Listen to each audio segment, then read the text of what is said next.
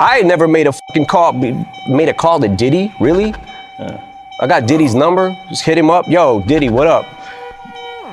Never happened. It truly is about the Benjamin, as we see. Oh yes, he's glittering. It truly is about the Benjamin. Well, now when we come back, we're gonna talk more with Puffy, and if you want to hang out, more than welcome to stick around, my brother. All right, we'll be right back. I get a little uncomfortable. I get uncomfortable. Like he said something to me one time, a long time ago. He told me to take me shopping. I looked at him like, what'd you just say? Let me move, man, before I do something. You're gonna make me mess up the wedding. Oh, that's a nice gesture. Let me get out of no, dude, take me. That's what a guy says to a girl. The lights dimmed across the industry long before anyone knew what was coming. For years, whispers had lingered in the corners of conversations. Names passed in half-formed rumors. Secrets too heavy to put on the record. But all of it remained. In the shadows, safely tucked away behind the fortress of wealth, power, and carefully managed influence. What's happening with Puffy? I know you're not really tapped in, but what the last thing I saw was like a guy there. He was like, yo, he like pushed me into the truck. It really hurt. And he sounded me. Like he sounded me. I was like, yo, look, I could find other things to do for money. Did you see the video? I could find other things to do for money. But I'm not sure I can say that for money. Like somebody pushed me How much is this guy trying to get? I don't know. Like it's a simple suit situation, but it's like 20 mil. I can say it. You still have to black his face out. Yes. You still have to mimic his voice because he's like, but his damn. voice wasn't even that different. And a little deeper. I was like, almost like, no, that's you, young buck. Yo, I almost felt like it was him. I almost knew who it was. You know what I mean? I was like, nah, that's about me trying to get money right. Yo, you can't say that dudes are having sex with other dudes, bro. The internet might come for you. You say sweet love, sweet love. Yeah, you gotta say make sweet love. That's young buck breaking right there. Make sweet love. There's rules to rap beef now, bro. Not in your day. Well, I'm saying like, God, man, good. why is your homeboy so close to you when you come out of there? Look like you guys just made sweet love. I'm gonna say sweet love instead of anything that says. To me, that's better because they're gonna try to make it something else. You know what I mean? Yeah, that was smart. Like I didn't think about that. I say things to the borderline, like I'm like, oh my God, you're in trouble. You? Like all the time. Because I just say. Nah, but you got close when he offered to take you shopping. Yeah, you see, now Meek is in the same shirt. He's out there in the same shirt. This is not Photoshop. Shit. This is really happening. I'm just saying to you. No, stop. Stop it. Look. You set that up. Look, you set that up. He's in the same shirt. What do you mean he's in the same shirt? Obviously was not offended by what I was offended by. This is what I'm saying, bro. Like you go, I'm like, nah, it was odd. Like, this is some of the things that people say. Like, girls, guys may say to a girl, like, let me take a shot. See? Damn. They found it that quick. What do you think is happening in the middle? I don't know what is going on. Wow, there. they found Kendrick and Wifey. You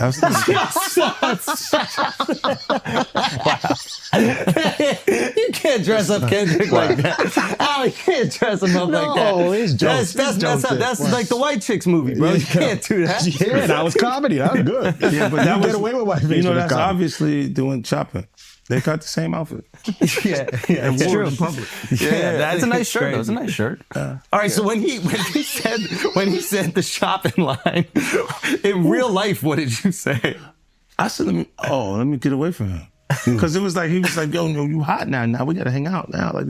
Like hang out. Yeah. He said, I don't know, maybe I'll take you shopping and I get you some flash and you could give me the hood shit. And I was looking and I was like, let me just move away from him because I'm gonna mess up the wedding. I always say to myself, it was someone's wedding? It was Chris Lighty's wedding. It was in Miami. Nori's there. Nori knows this because I looked at him like, yo. You heard what he just said, right? He's like, yo, certain things they let it go by because it's Puff. Like they would look, like he would say stuff, and it's like he wasn't like in the closet, he was like in the hallway. Now you see so much shit that you go, wait. No, this was visible, guys. He was in the hallway. We saw the video. You saw that video. It comes out later. You're like, that's not the closet. That's the hallway. He didn't give a fuck. Like, you could tell that he was already... Nah, New York is dope. Because when Fab, he was like, yo, Fab, we ain't party. Fab was like, nah, we partying tonight. Yet, shadows never stay silent forever. And on the night the silence finally broke, it wasn't the press. It wasn't a whistleblower hiding behind anonymity. And it wasn't a disgruntled former associate. It was 50 Cent. A man who built his entire reputation on fearlessness, on saying what others were too afraid to, on turning raw truth into weapons sharper than any blade. When 50 spoke, the world didn't just listen. The world froze. And what he delivered was not a diss track. Not another playful jab in the long-running feuds of hip-hop.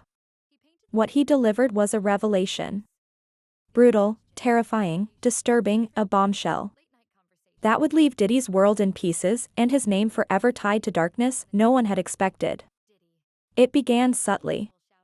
An interview, a podcast, a moment where 50 leaned forward, his voice calm. He's like, no, like, but he did party. Yeah. And I'm like, yo, they let that one go? Like, I had to say something about it later because I was like, oh, it was fair. What does it feel like all these years, you being the only one calling this out? I look like I've been the crazy guy for a long time. They said you're a hater. They said you're crazy. You do this. Yeah, and now everybody's complaining. My ass is hurting. There's all this shit that's coming. 50, you can't make jokes about it. No. The internet might come for you, bro. All I'm saying is might come for you. You see it now. All of these complaints. People were damn, they were and pillaged. This was what was going on, right? And what do I get for I went through years of a hater. You're a hater. You want this and that. I'm just watching. Like I look at things and go, when you see the new lawsuit coming with Jay, the part with Jay, I go, oh shoot, like. Then I think about it, I go, that had to be there. So when I was saying that he was missing, he just wasn't actively being out there because they was dealing with that. Wait, do you think there's truth to the Jay thing? There's no way. Like that. Look, you know what's like if you say, I have this thing where I'm conflicted when it takes you 20 years to remember something happened to you. Yeah. Okay. I don't know. I go also 10 years, 20 years later, that comes back. And it's like all of Puff's problems are coming from the ministers touching little boys. What you mean? The laws are the way they are because Because of the priests. The priests touching little boys. Why are we looking at me, bro? I just go to church. I just go to church, bro. I have nothing to do with this. I have an alibi. That's why the laws allow him to go that far back. Turn away from you right there. I'm just a Catholic kid. You said you've been diddled, dude. No. What's the body of Christ taste like? It's sacrilegious. You can't do that. He's like, yo, drink my blood. So it is crazy when after 20 years they come out. That shit is foul. But with Puffy, you were the only one saying anything for decades. Yeah, because we had our own little thing. But you were the only. Everybody else thing? was scared. Huh? But everybody else is scared. So you think maybe this is a similar thing where everybody else is scared? I don't know what it is. I'm just asking. I think that they're scared. But if they're scared, But then maybe you've that's been why I'm saying insinuating Jay-Z a little bit. Yeah. Like you've been saying people are gonna come for him a little bit. No, I thought he would do funky stuff like the Super Bowl. Like it was not okay for me to be at the Super Bowl. Oh, he tried to cut that. Yeah, he didn't want me to. Well, they worked to make like there was an issue with me in the NFL that doesn't exist. So he did the corporate way of trying to keep you down. Oh, it's not me. It's not. It's them. And then when M says he's not gonna do it if I'm not there, then let's go. Yeah. You know. That's what I'm what's talking your about, and Jay's issue? It's just competitive stuff. It's really music. just competitive. This is what I'm saying. When it gets past actual art, like actual music, and you're trying to block something that's in business, then it feels weird. It feels like we should be having beef. Oh, okay. So I that's can the see behind the scenes thing that we don't see. It's one thing when there's like people talking about each other in music, but there's behind the scenes business deals that a guy is getting involved with on the side, and it's not like you're gonna go public and be like, they tried to stop my vitamin water. This deal, and you go, he said that to you, like. Okay. Wow. I get that. Like they'll speak to your temperament. Like say, you know, if 50's a little crazy, he'll say anything. You see what saying anything did to Kanye. He didn't raise his tone. He didn't shout. He didn't need to. Every syllable carried the kind of authority that only comes when someone has nothing to lose and nothing to fear. He spoke about nights no one outside the industry knew existed. About exclusive parties where doors were locked, curtains drawn, and what happened behind them never left the room. He spoke about manipulation so precise and chilling it sounded like a blueprint for control. He laid out patterns of behavior that spanned years, weaving together pieces that alone might look harmless, but together formed a picture that could no longer be denied. And as he spoke, the industry went silent. There was no nervous laughter. No one brushed it off as a joke because this wasn't entertainment. This wasn't performance. This was exposure, and it was laced with details that couldn't be ignored. He named times. Combs and 50 Cent. These two go back a long time. They have been rivals for a long time. And this week we learned that, at least from Diddy's side of things, this feud apparently went far beyond words. 50 Cent's name came up during the testimony this week of Capricorn Clark. She is a former assistant of Sean Combs who went on to become the head of marketing for his Sean John clothing brand. Clark rose successfully and professionally through the ranks of Diddy's world during her time working for him, which stretched between 2004 to 2018, so she saw a lot. Clark claimed that Diddy would threaten her, and she says he even kidnapped her in 2011. All of this matters as we build up to how 50 Cent kind of factors into what she said on the stand. Now, Capricorn Clark started working for Bad Boy after she worked for Death Row Records.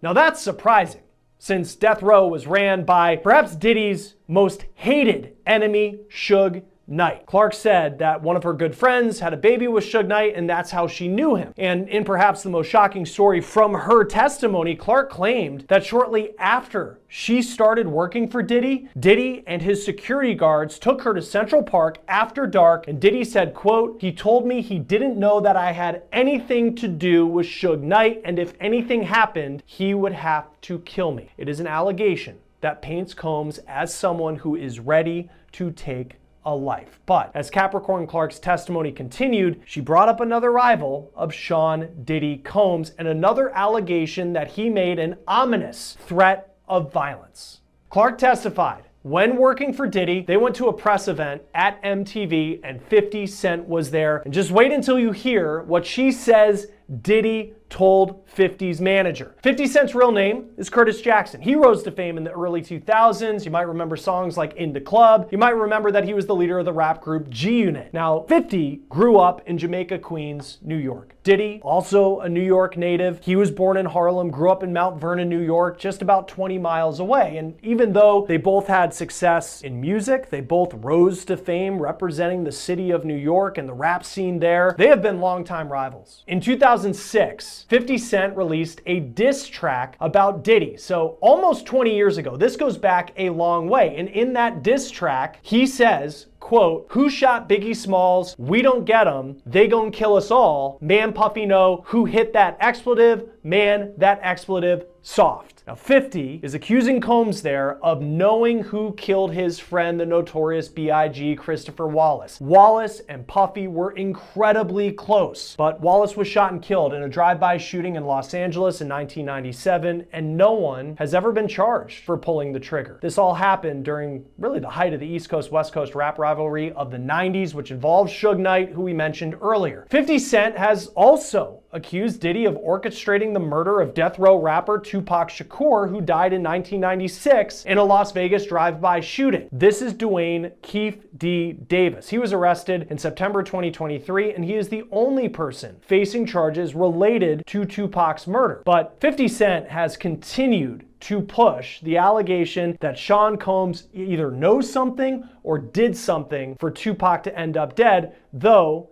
Diddy has denied that. But in a 2023 Instagram post, 50 wrote, "Damn, so Pac got lined by brother love, LOL, time to lawyer up, expletive might get sticky," with a pic of Suge Knight in a car with Tupac. Diddy, who has a lot of names, Puff Daddy, Puffy, Puff, and Brother Love is one of those other names. Now, from Diddy's side of things, again, he hinted at the names of others present, others complicit.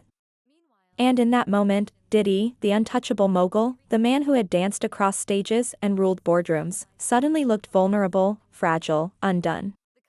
Behind the scenes, those close to him say the reaction was immediate and catastrophic. His phone wouldn't stop buzzing, not with support, but with silence. Messages that went unanswered. Calls that rang but were never picked up. Associates who had once sworn loyalty now pulled away. Their social media is going quiet. Their public appearances suddenly distant. People who had once built careers around proximity to him were scrambling to cut ties. Their instincts sharper than any press release. And did he? He was unraveling.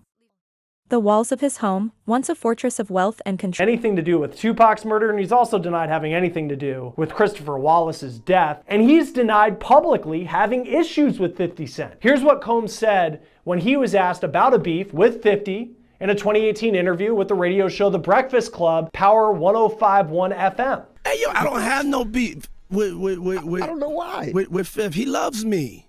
He loves me. Do y'all really can't have see a it? beef? I mean, y'all can't see it. No, we can't see Y'all it, can't man. see that he loves me? But see, you really, hold on, you really think that's hate? If you look at 50's social media, you can see he has a lot of posts about Diddy. And this is what he posted the day that federal agents in Miami raided Combs' mansion ahead of his arrest on the charges that he's now on trial for. 50 Cent posted on X, now it's not Diddy do it, it's Diddy done. They don't come like that unless they got a case. 50 Cent also included a link to his G-Unit clothing brand in that post. While Diddy in the Breakfast Club clip said that 50 Cent actually loves him and there was never a beef, on the stand this week, Capricorn Clark said otherwise. Clark said that she was at this press event at MTV with Diddy and 50 Cent was also there, all of this happening in New York. Clark said, quote, after the interview wrapped up, myself, Puff, and Chris Lighty got in the elevator. Clark said that Lighty was an entertainment manager who, on paper, was managing Diddy at the time, but was also 50 Cent's manager at the time. Prosecutors asked Clark what happened in the elevator, and she said, quote, Puff told Chris, because they were having some sort of issue, like, I really don't like all the back and forth. I don't do that. I like guns. The prosecutor then asked, what's the issue with an individual? And Clark responded, he had an issue with 50 Cent. She said Combs was very serious when he said that. In this case, it has become common to hear testimony from witnesses about alleged threats by Diddy. In fact, several witnesses have said that Diddy regularly threatened to fire people, to beat people, like his former girlfriend Cassie Ventura, and in this case, making a threat involving firearms to settle a dispute per the testimony of someone who was one of his closest associates for more than a decade. Invoking gun violence and some sort of veiled threat, that could be scary for some, but apparently not 50 Cent. On Instagram, 50 posted right after his name came up in the courtroom, quote, cut, wait a minute. Puffy's got a gun? I can't believe this. I don't feel safe, with a picture that looked like an AI image of 50 Cent on a movie set looking serious. And he wasn't done. Shortly after that, he posted another AI image on Instagram of him in a Yankees hat with a very scared look on his face with the caption, oh my goodness, itty bitty Diddy wants me dead. I have to lay low. Sad face emoji. I think I'm gonna hide out at the playoff game tonight, LOL. Then the next day he posted what he did that night. He went to the NBA playoff game between the New York Knicks and the Indiana Pacers in Indiana. And you can see him here in a picture on the floor in a shirt that reads, quote, Free Diddy, playing into the trolling that 50 Cent has done to Sean Combs over the years, even before Combs was ever accused of what he is on trial for. Now, Combs' trial is expected to last. He replayed 50's words over and over, hearing them not as rumor, but as confirmation. The truths he had worked so hard to bury were now loose, drifting across the world, impossible to lock away again. Witnesses described him as haunted, a man unable to sit still. His eyes were bloodshot, not just from exhaustion but from fear. Because this wasn't just about reputation. This was about survival. For decades, Diddy had curated a legacy. He had sculpted himself into a figure larger than life, untouchable, the kind of man who could weather any scandal and rise even higher. But this was different. This wasn't speculation.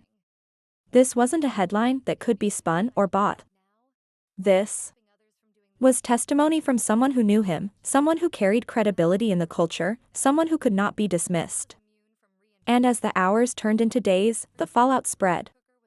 News outlets pounced. Headlines screamed of shocking revelations. and disturbing. The video was published to Diddy's Instagram, but has since been scrubbed from his page. Diddy's rival 50 Cent had choice words about the brutal video, saying first he denied that even happened, and then the tape comes out, so that means everything that N-word says is a lie. When someone watches that, if they have a daughter and they can imagine her being under those circumstances, that stuff is crazy. Like they let him get away with it. With all the influence and power you have, the person you're with is supposed to be a part of your life, not be forced. 50 Cent has long touted his plans to make a docuseries about his longtime rival. When asked what made 50 want to produce the series, he replied in part, "I'm the only one from hip-hop culture that's produced quality projects." 50 Cent and Diddy have collaborated on a few songs together, and when 50 was an unsigned rapper more than 20 years ago, he used to ghostwrite for the Bad Boy founder. But 50 Cent made it clear the two just worked together. He replied in part, "I wouldn't call it a friendship because there would be disappointment between us if we didn't speak to each other. There's points that we work together." 50 Cent would go on to credit Jennifer Lopez, Diddy's ex-girlfriend, who 50 Cent said told Diddy he would work with him as a songwriter in the beginning of his career.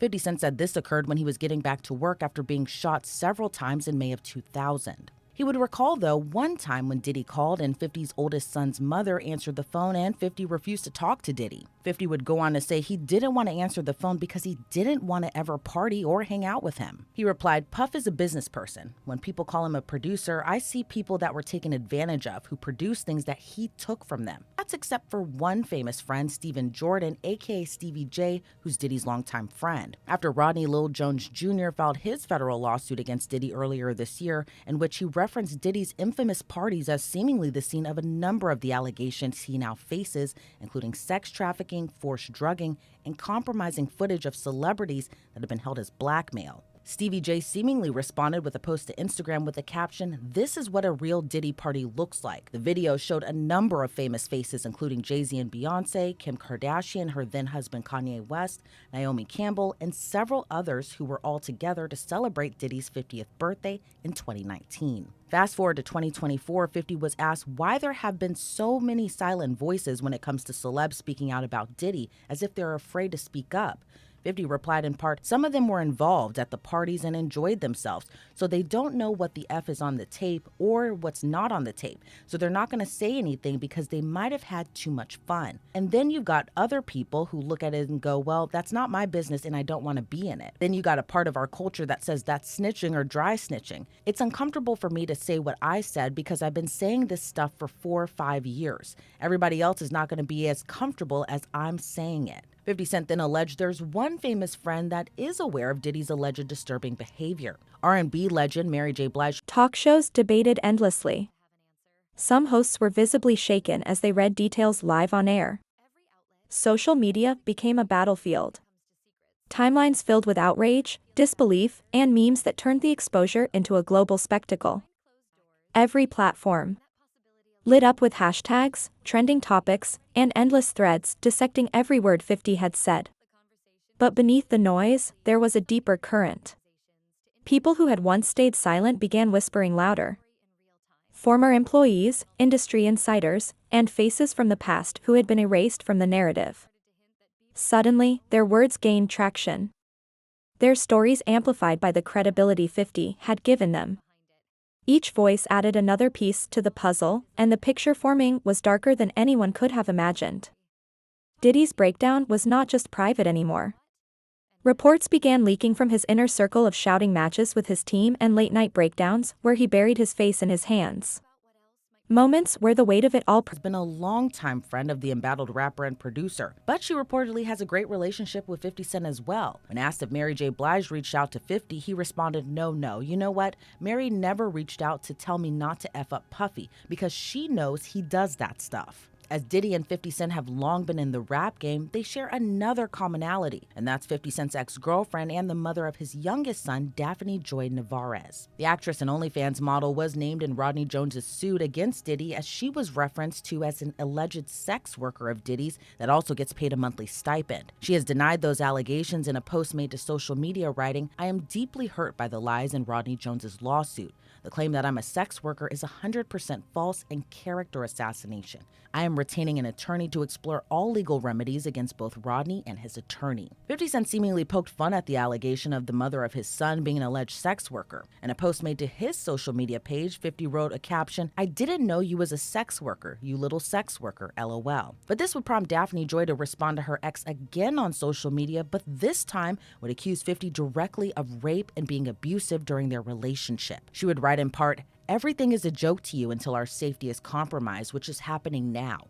You are wreaking real havoc, frenzy, and chaos onto people's lives. How would you feel if Sire was the one in handcuffs for nothing? Let's put the real focus on your true evil actions of raping me and physically abusing me. You are no longer my oppressor, and my God will handle you from this point on.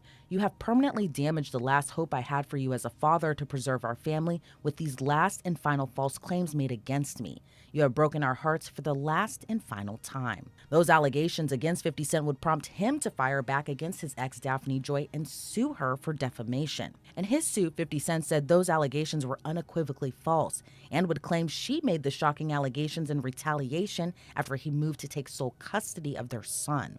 Since that suit, Daphne has deleted her Instagram post accusing 50 of rape and physical abuse. 50 Cent was asked by The Hollywood Reporter the latest in the defamation suit.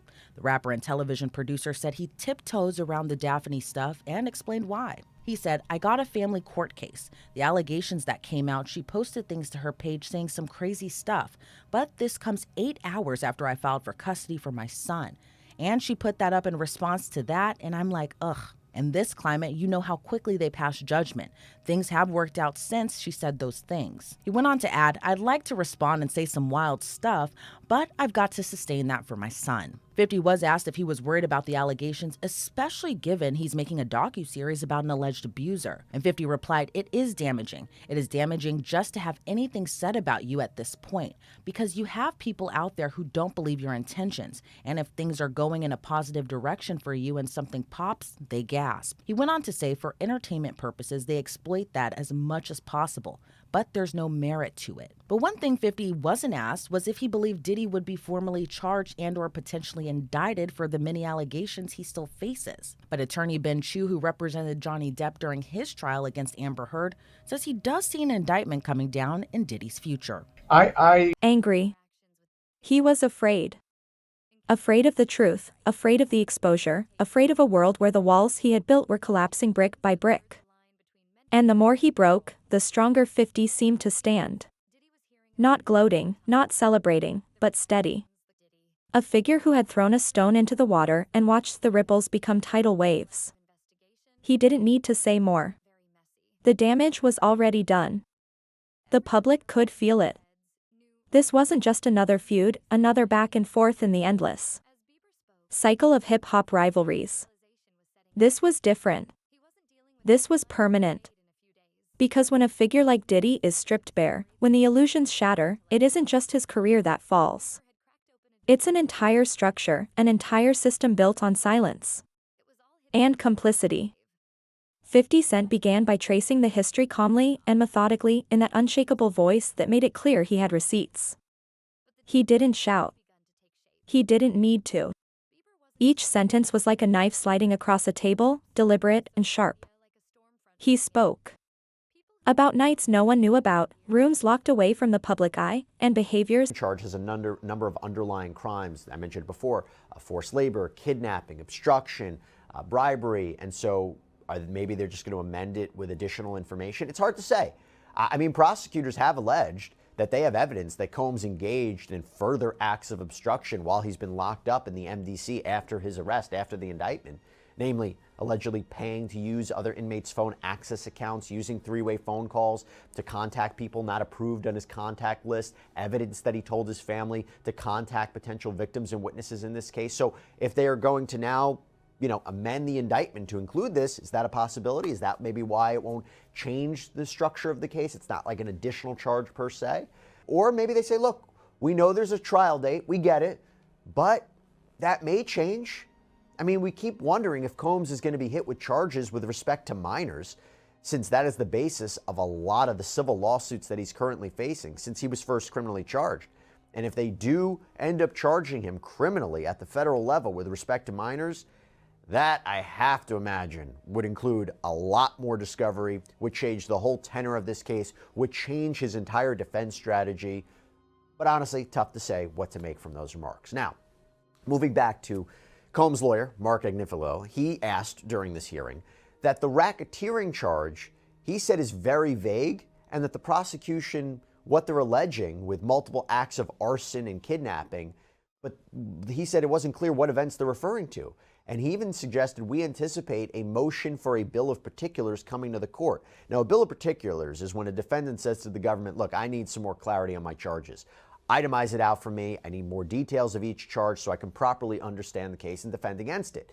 And it's a way for a defendant to avoid being surprised at trial. And by the way, Combs' defense has asked for this before at another point in this case, including wanting to know the names of the victims in this case. So we'll see if they get a little bit more clarity or ask for more clarity about what the charges are. By the way, when Agnifilo talks about arson and kidnapping, in one of the government's first letters to the court at the very beginning of this case in September, they kind of explain what this is. They write, in the early morning hours of December 22nd, 2011, the defendant and a co-conspirator kidnapped an individual at gunpoint to facilitate breaking into and entering the residence of another individual one. Multiple witnesses would testify at trial to the events surrounding the kidnapping and break-in, the latter of which is corroborated by police reports and other records. Approximately 2 weeks later, the defendant's co-conspirators set fire to individual one's vehicle by slicing open the car's convertible top and dropping a Molotov cocktail inside the interior. Police and fire department reports extensively document the arson and conclude that the fire was intentionally set. Multiple witnesses would also testify to the defendant bragging about his role in destroying individual one's car. And we believe this is actually in reference to rapper Kid Cudi, because this description is almost identical to what has been alleged in another lawsuit against Sean Combs. I believe it was the Cassandra Ventura lawsuit, where she said that Combs took this revenge out on the rapper because of him being romantically linked to her. All right, so moving on, the judge concluded the hearing by scheduling the next hearing for March 17th, meaning we may not see or hear from Sean Combs for quite some time as he sits behind bars in the MDC. Now, to be fair, we haven't really seen him with our own eyes. There's been courtroom sketches, but I will tell you this. Carefully crafted illusions, the secrets weren't just personal.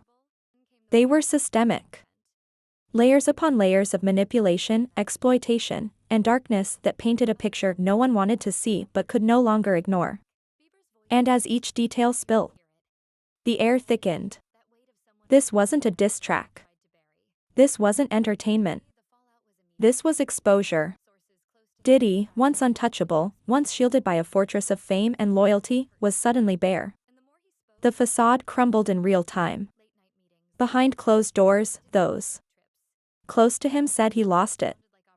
The walls that had kept his image polished and untouchable shattered, and what was left was a man unraveling under the weight of truths no longer contained. Reports painted the scene vividly. Diddy pacing, shouting, his voice breaking, not with anger alone, but with something deeper. Fear. His phone buzzed relentlessly, calls unanswered, messages piling up.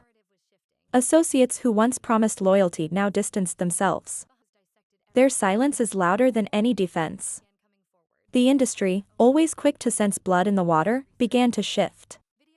Friends became strangers. Strangers became vultures circling overhead. I mean, obviously, I don't have any inside information. I don't think many people do, but I do think the signs are ominous. These are very grave matters. As you know, there have been 2 raids on his properties, and that's obviously very ominous signs for him, although interestingly, we haven't seen the indictments yet. There's been some time lag. I suppose it will take some time to go through all the forensic, evidence, but still, these are very serious matters. So I think he faces some serious reckoning. Diddy faces a staggering number of civil lawsuits for sexual misconduct. 10 that have been filed since last November. Former adult film star Adria English filed her suit on July 3rd of this year, claiming she was first employed by Combs in 2004 and was groomed into sex trafficking over time. In May of this year, April Lampros filed her lawsuit against Combs, accusing him of battery and sexual assault. 2 days prior to Lampros' suit being filed, Crystal McKinney also filed a suit against Diddy. McKinney alleges she met Combs at a studio where he gave her a lace joint, alcohol, then forced her to the bathroom and forced her to perform oral sex on him. Rodney Jones Jr. filed his lawsuit in federal court in February of this year that accuses Combs and the people who work with him of being part of an illegal racketeering enterprise. He also accused Diddy of sex trafficking, sexual assault, and harassment.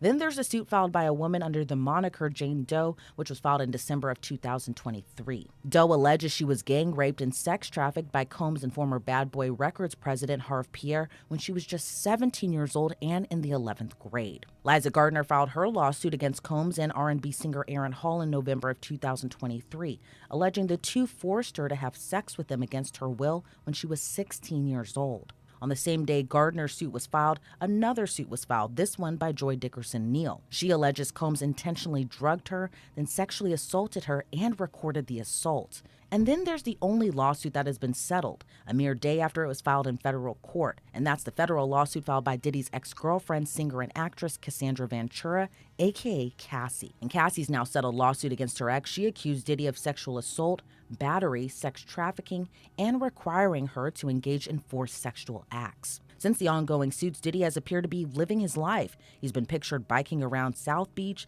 getting onto his lavish private jet, and even whitewater rafting. But for his accusers, it hasn't been sitting well. After the photos were made public of Diddy seemingly enjoying his summer vacation in Wyoming, Cassie's lawyer Douglas Wigder released a statement to TMZ saying, quote, "I don't think whitewater rafting will prepare him for the choppy waters that lie ahead." Adria English, Diddy's most recent accuser's attorney, also weighed in, saying after seeing defendant Combs white water rafting and jetting around on his personal plane, seemingly enjoying his life despite all the atrocities he has caused and has been accused of by countless individuals over decades, Miss English is even more motivated to ensure justice prevails. But attorney Ben Chu explains Diddy's recent appearances might just be a front. Yeah, I mean, I think I think it does show that it's consistent with the image that he's not concerned about this, that he will survive it all. But it's I think within there must be a certain amount of not quiet. Witnesses described him as a haunted man, replaying 50 Cent's words over and over, knowing that with each repetition, the damage grew. Because this wasn't speculation, it was testimony. It was a timeline unraveling, connecting dots people had ignored for too long. And outside, the world responded with a fury. Headlines screamed of betrayal, of shocking revelations, of secrets that pulled the curtain back on one of the most powerful figures in music. Social media erupted in real time. Timelines flooded with disbelief, outrage, and a hunger for more details. Memes, clips, commentary. The spectacle spread like wildfire, impossible to contain.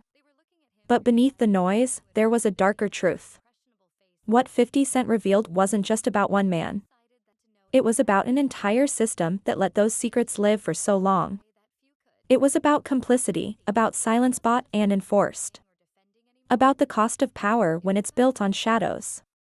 And that was the part that broke Diddy most of all. Because deep down he knew this wasn't only the end of his career. It was the beginning of a reckoning that would outlive him. And that was the part that hurt most. Get scared. Because deep down, Diddy knew it. He knew this wasn't just the end of his reign. You get scared. I like it. This All was right, the we're gonna beginning take of a break and we're reckoning, gonna talk one about that would stretch far beyond him, pulling others into the light. Others who had believed their secrets were safe. Really? Yes. The days that followed were chaos. But I heard that you... Paparazzi camped outside his gates. Reporters shouted questions at every associate caught in public. Legal teams worked overtime, scrambling to contain damage that couldn't be contained. But it didn't matter. The truth was already out. In private moments, Diddy was said to have broken down completely. Tears streaming, his voice cracking, the mask gone, not the mogul, not the businessman, just a man watching his legacy burn, powerless to stop the flames. And the world watched every second. Because once 50 Cent opened that door, there was no shutting it. Once the truth slipped through, it could never be buried again. This was the collapse. The fall of an empire. The moment when the music stopped and the silence was filled not with applause, but with gasps of horror. Diddy's total breakdown wasn't just a reaction. It was a symbol. A symbol of what happens when secrets grow too heavy. When the shadows you thought you controlled finally consume you. And in the end, the image of him unraveling the tears, the rage, and the fear will be remembered longer than the hits, longer than the accolades, and longer than the empire he once built. Because history